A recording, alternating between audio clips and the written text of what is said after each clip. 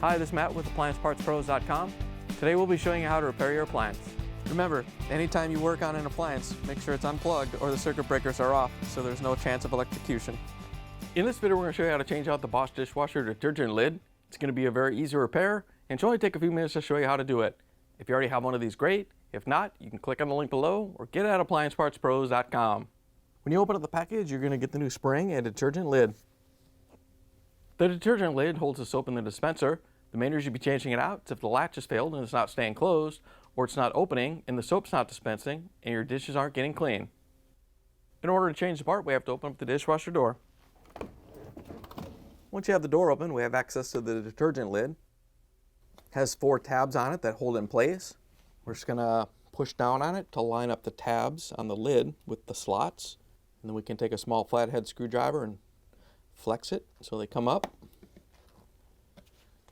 Once you have this side off, you can pull the other ones off. There is a spring underneath it, so make sure that comes out with it. Once you have it free, you can pull it off the dishwasher.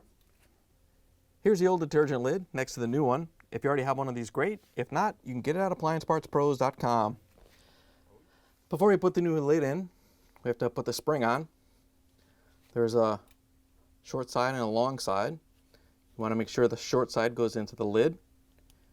Just have to press it down and make sure it seats all the way. You're going to have to hold it here while you flip it over, and the other end goes in the hole in the dispenser.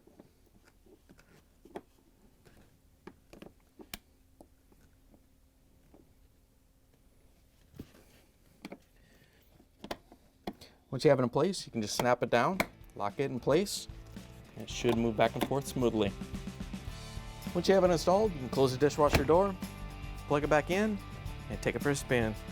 Thanks for joining us for another successful repair brought to you by AppliancePartsPros.com. Check out our other repair videos on our site, Facebook, and YouTube.